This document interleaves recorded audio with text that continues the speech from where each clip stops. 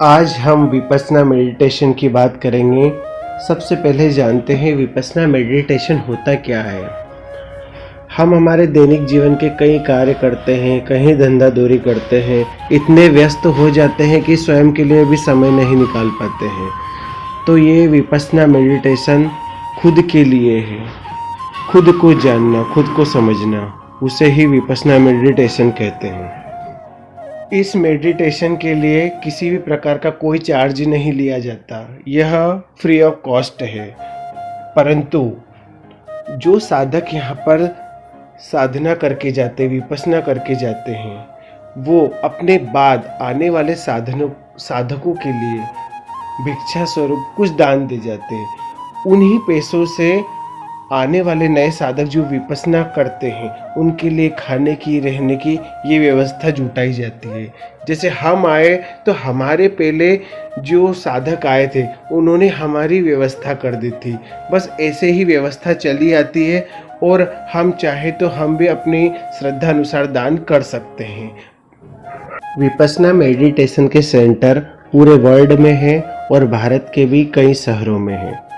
सबसे पहले हमें यह देखना होगा कि हम किस प्रदेश में रहते हैं और हमारे नियर बाय कहाँ पर विपस्सना मेडिटेशन है। तो इसे देखने के लिए इनकी एक वेबसाइट है www.dhamma.org। आज हम उत्तराखंड के देहरादून सिटी के धम्मसलील विपस्सना मेडिटेशन सेंटर ले चलते हैं। सो फाइनली हम इंदौर से आ चुके हैं देहरादून धम्मसलीला। रूपमती मैडम, विकास शर्मा और देव हतागले, जहाँ पर हम विपस्सना की ट्रेनिंग जो है हमारे 10 दिन की करेंगे। आइए अंदर, बाकी की सारी जानकारी हम आपको अंदर बताते हैं। ये धम्मसलीला के बाहर का आउटसाइड एरिया है, जहाँ पे अपने प्राइवेट कार वगैरह पार्किंग कर सकते हैं। इसके जस्ट अंदर जाकर हमें पंजीकरण रजिस्ट्रेशन ऑफिस मिलेगा, तो चलते हैं वहाँ पे। हम यहाँ पे धम्मसलीला में देहरादून में आए हैं। मेडिटेशन के पहले यहाँ पे पीछे रजिस्ट्रेशन ऑफिस है, यहाँ पे रजिस्ट्रेशन करवाना होगा। यहाँ पे हमारा मोबाइल, पर्स और जो भी कीमती सामान है सभी यहाँ पे सबमिट हो जाएंगे। उसके बाद 10 दिन तक विपस्सना चलेगी, उसके बाद ये सारा सामान हमें मिलेगा। तो अब हम 10 दिन बाद मिलते हैं। रजिस्ट्रेशन के समय कोविड-19 वैक्सीनेशन के सर्टिफिकेट की फ़ोटोकॉपी और आधार कार्ड की फ़ोटोकॉपी देना रहता है, और यदि वो नहीं है तो RT-PCR टेस्ट की लेटेस्ट की फ़ोटोकॉपी भी लगेगी। मेडिटेशन के 10 दिन बाद हमने हमारा आर्य मौन समाप्त किया है और 10 दिन बाद हम हमारी आवाज़ सुन पा रहे हैं। ये मेरा रूममेट था। अच्छा। अब हम सभी के एक्सपीरियंस शेयर करेंगे। तो बता, आपको विपस्सना करके कैसा लग रहा है? मेडिटेशन करके सत्य को जो प्राप्त करना चाहते थे वो हमें प्राप्त हुआ है, जिसको शब्दों में हम बयान नहीं कर सकते। आप भी आइए और मेडिटेशन कीजिए। हमारे सामने 2 धम्म साधक बैठे हैं, उनसे अपन कुछ एक्सपीरियंस लेंगे। आपने 10 दिन का मेडिटेशन किया है, तो आपके एक्सपीरियंस शेयर कीजिए। मेरा एक्सपीरियंस देख लो, मेरी बॉडी पे दिख रहा है कितना खुश हूँ मैं, और अच्छा लग रहा है। और इसके पहले और मैं विपस्सना के बाद क्या चेंजिंग आया है वो बताइए। पहले और अब में ये चेंज है कि थोड़ा स्टेबिलिटी आई है और थोड़ा हल्का महसूस हो रहा है। पहले का अगर बात करो, थोड़ा एंजाइटी रहती थी चीज़ों में, भागना। अब थोड़ा सा बैलेंसिंग करना सीख गया हूँ चीज़ों को। हम आपको संपूर्ण रूप से धम्मसलीला मेडिटेशन सेंटर घुमाते हैं। यहाँ पर हर जगह साइन बोर्ड लगे हुए रहते हैं। जब हम आर्य मौन रहते हैं तब हमें किसी भी प्रकार की कोई दिक्कत नहीं होती। ये जो हम सामने देख रहे हैं ये हमारा धम्म हॉल है। यहाँ पर हम सुबह 4:30 से रात्रि 9 बजे तक विपस्सना मेडिटेशन करते हैं। बीच बीच में गुरुजी के इंस्ट्रक्शन के अनुसार हमें ब्रेक दिया जाता है और हम विश्राम कर सकते हैं। सामने जो बोर्ड लगा हुआ है वहाँ पर हम धम्म हाल के रूल पढ़ सकते हैं। इन सारे रूल का हमें कड़ाई से पालन करना होता है। अब हम आपको अंदर से धम्म हाल दिखाते हैं, जहाँ पर हम मेडिटेशन करते हैं। यहाँ पर कम्प्लीटली साइलेंट रहता है। 10वें दिन जब आर्य मौन समाप्त हो जाता है, उसके बावजूद भी यहाँ पर किसी भी प्रकार की बात नहीं कर सकते। वैसे ये वीडियो मैं एडिट बाद में कर रहा हूँ, इसलिए आप मेरा साउंड यहाँ पर सुन सकते हैं। सामने यहाँ पे गुरुजी बैठते हैं और ये ब्लू कलर के और ऑरेंज कलर की सीट है, ये सभी धम्म साधक की है।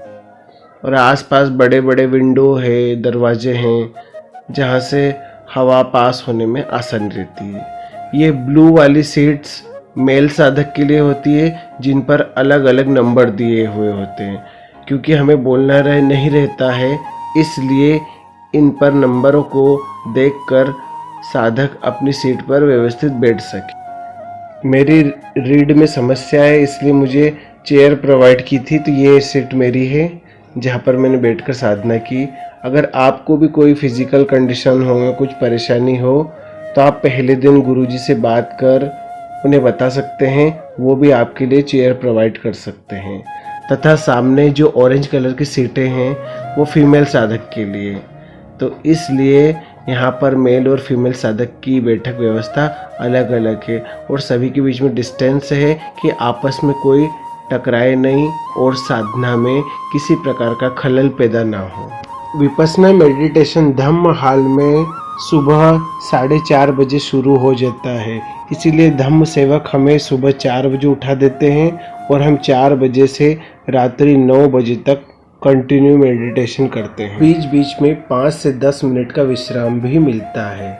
आइए अब हम आपको पगोड़ा, जिसे शून्यागार भी कहते हैं, उसके बारे में बताते हैं।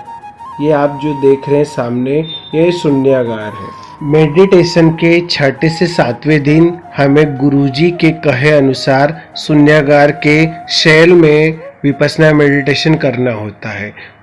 जैसे ही हम शून्यागार जाते हैं, वहाँ पर सभी धम्म साधकों को अपने अपने शैल अलॉट हो जाते हैं। ये मेरा है विकास शर्मा, शैल 53, पहले 52 था, फिर बाद में 53 कर दिया।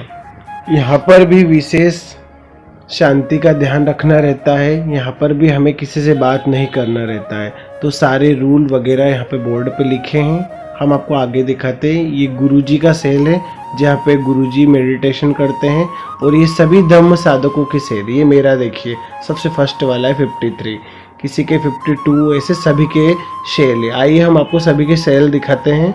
हम यहाँ पे अंदर नहीं जा सकते हैं क्योंकि दूसरे साधक यहाँ पर अपना मेडिटेशन कर रहे हैं। शून्यागार आकार में गोल रूप में होता है। इसके आधे भाग में मेल साधक साधना करते हैं और उसका आधा भाग फीमेल साधकों का होता है, और दोनों के लिए आने और जाने के लिए निकास अलग होता है। ये देखिए, ये दरवाज़ा हमेशा बंद रहता है। हम ये लेफ्ट साइड देख रहे हैं, पुराने साधकों का सेल है, और राइट साइड पे नए साधकों का। जैसे कि मैंने बताया, मैं प्रथम बार गया था विपस्सना मेडिटेशन करने, तो मुझे नए साधकों की सेल अलॉट हुए थे। तो हम अब आपको अंदर से बताते हैं सेल कैसे होते हैं। तो हम आपको ले चलते हैं हमारे पहले वाले सेल में, जिसका नंबर है 53। ये देखिए, हम आ गए हमारे सेल नंबर 53 में। हम अंदर से बताते हैं कि देखिए, एक छोटा सा कमरा है जहाँ पे रोशनदान भी है। अब अंदर से बताते हैं, यहाँ पर भी हमें मेडिटेशन करने के लिए गद्दा दिया जाता है, जहाँ पर हम मेडिटेशन कर सकते हैं। हम चाहे तो लाइट ऑन भी कर सकते हैं और दरवाज़ा लगाकर मेडिटेशन करें, क्योंकि बाहर से रोशनदान से उजाला आ जाता है। यहाँ पर बैठकर हमें मेडिटेशन करना होता है। मेडिटेशन की यह स्वतंत्रता होती है, हम चाहे तो शून्यागार में भी विपस्सना कर सकते हैं, या चाहे तो धम्म हाल, हमारे सुविधा अनुसार हम कहीं भी कर सकते हैं। हम हमारा परिवार छोड़कर 10 दिन की विपस्सना में आए हैं, तो यही कहना चाहूँगा, जितना समय हम शून्यागार को दे सकें देना चाहिए, क्योंकि एक अलग ही फीलिंग आएगी। और जिस प्राप्ति को प्राप्त करने के लिए हम विपस्सना सीख रहे हैं, वो सीखना शून्यागार में बहुत जरूरी है। जैसे हमने धम्म हाल में सामूहिक विपस्सना साधना की, वैसे ही उसका अपोजिट जब हम शून्यागार में अकेले खुद के लिए समय निकालते हैं, एक अलग ही फीलिंग होती है। विपस्सना के पहले ही दिन गुरुजी हमें 5 सील का पालन करने के लिए कहते हैं। चोरी नहीं करना, ब्रह्मचर्य का पालन करना, मादक पदार्थ का सेवन नहीं करना, किसी भी प्रकार से जीव हत्या नहीं करना और 5वां सबसे जरूरी, झूठ नहीं बोलना। शुरू के 4 सील का पालन तो हम आसानी से कर लेते हैं, परंतु 5वां झूठ नहीं बोलना, और आजकल झूठ बोलना हमारे लाइफ स्टाइल में आ गया है। और हम 5वां सील अच्छे से पालन कर सकें, इसलिए यहाँ पर हमें आर्य मौन का पालन करना होता है। जब हम आर्य मौन का पालन करेंगे तो हम बोलेंगे नहीं, तो झूठ बोल ही नहीं पाएंगे। इस तरीके से 5 सील का पालन कड़ाई से करते हैं। ये हमारा निवास स्थान है। यहाँ पर 23 से 40 बेड अलॉट हुए हैं। ये सारे पूरा टाइम टेबल है, इसके अकॉर्डिंग ही हमारे पूरे दिन की दिनचर्या रहती है। कब उठना है, कब भोजन करना है, कब मेडिटेशन करना है और कब सोना है, सारे रूल रेगुलेशन इस साइन बोर्ड पर लिखे हुए होते हैं। तो हम इसे पढ़ते हैं और हमारा डेली रूटीन इसके ही अकॉर्डिंग चलता है। जो भी नियम है, जो भी हमें पढ़ना है, हम यहाँ पे पढ़ सकते हैं और वो हमें आगे पूरे 10 दिन पालन करने में बहुत मदद करता है। अब हम आपको हमारे रूम की ओर ले जाते हैं। M25 ये मेरा रूम है, साथ में M26 2 बेड है। ये देखिए, जिसमें 25 मेरा रहेगा और 26 एक दूसरे साधक का है। परंतु यहाँ पर हम किसी भी प्रकार की उनसे बातचीत नहीं कर सकते, यहाँ तक कि आंखें भी नहीं मिला सकते। पंखा, लाइट, कपड़े टांगने का हैंगर, सारी सुविधाएं मिलती है। लेट बाथ भी क्लीन एंड क्लियर है, और कपड़े धोने के लिए बाल्टी, मग, नहाने के लिए भी बाल्टी, मग और सभी पूरी फुल फैसिलिटी मिलती है। तो यहाँ पर हमें किसी भी प्रकार की रहने की कोई भी दिक्कत नहीं होती है। पहले दिन जब हम आते हैं तो हमें bed sheet and pillow cover हमें दे दिए जाते हैं, जिसका उपयोग हम कर सकते हैं। अब हम आपको भोजन व्यवस्था दिखाते हैं। ये हमारा भोजनालय है। यहाँ पर हम लंच और ब्रेकफास्ट और इवनिंग स्नैक्स यहीं पर करते हैं। यहाँ पर भी सारे रूल रेगुलेशन लिखे हैं, हमें उसे पढ़ना रहता है और उसका पालन करना रहता है। यहाँ पर हमें नाइट का डिनर नहीं मिलता है, तो इस बात का विशेष ध्यान रखना होता है। भोजनालय में कार्य करने वाले धम्म साधक से मिलाते हैं। ये हमारे प्रवीण सर हैं, ये हमारे प्रवीण सर हैं जिन्होंने हमारी बहुत अच्छी सेवा की है। सेवा तो जब की है ना, तो इन्होंने खाना बनाया। ये हमारे नींव का पत्थर है, जो दिखे नहीं है पर थे, मेन हाथ ही नहीं का था। ये सभी धम्म साधकों की बैठक व्यवस्था है। सभी कुर्सी और टेबल पर नंबर लिखे हुए हैं, तो सभी धम्म साधक को अपना नंबर पता रहता है। सभी सीधे जाकर अपने उसी चेयर पर बैठते हैं, तो किसी को भी बैठने की कोई परेशानी नहीं आती। सभी को एक थाली, 2 कटोरियाँ, ग्लास सभी दे दिए जाते हैं। सभी को लाइन में लगकर भोजन लेना होता है और सभी को शांतिपूर्ण बैठकर भोजन करना होता है। M25 ये मेरी कुर्सी है, यहाँ पर बैठकर मैं भोजन करता था, और यहाँ पर मेरे मित्र हैं, वो भी इधर ही बैठकर भोजन करते थे। सभी की अपनी अपनी अलग अलग बैठक व्यवस्था होती थी। ये हम बाहर आकर देखें तो ये नल की व्यवस्था है, जहाँ पर हमें स्वयं अपने बर्तन धोने होते हैं। नल के पास सभी धम्म साधक के नंबर लिखे हुए होते हैं, और साइन बोर्ड पर अलग अलग प्रकार की जानकारियाँ लिखी रहती है। उसके अकॉर्डिंग ही सभी को उन नियमों का पालन करना होता है। प्रत्येक व्यक्ति अपने ही नल के पास अपनी थाली और कटोरियाँ धोता है। ये M25 ये मेरा नल रहेगा, जहाँ पर मैंने पूरे 10 दिन यहाँ पर अपनी थाली को साफ किया है।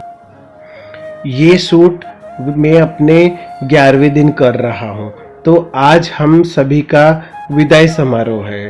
तो ये मॉर्निंग टाइम में देखते हैं ब्रेकफास्ट में क्या मिला है। ब्रेकफास्ट में हमें आज पुलाव और दूध मिला है।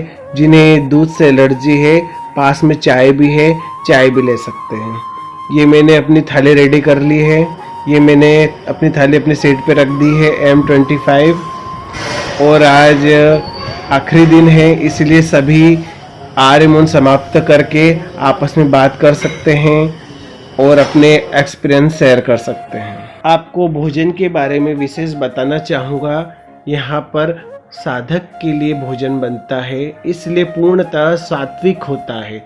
ना ज़्यादा मिर्ची, ना तला भुना, ना ज़्यादा तेल का उपयोग होता है। इसलिए हमें घर से ही ये मेंटलिटी बनाकर आनी है कि हमें यहाँ पर पूरे 10 दिन साधक की ज़िंदगी जीनी होगी। आइए हम हमारे एक और धम्म साधक रूपमती दोहरे मैडम का अनुभव आपके साथ शेयर करते हैं। वो हमें बताएंगे कि उनका अनुभव कैसा रहा मेडिटेशन के समय।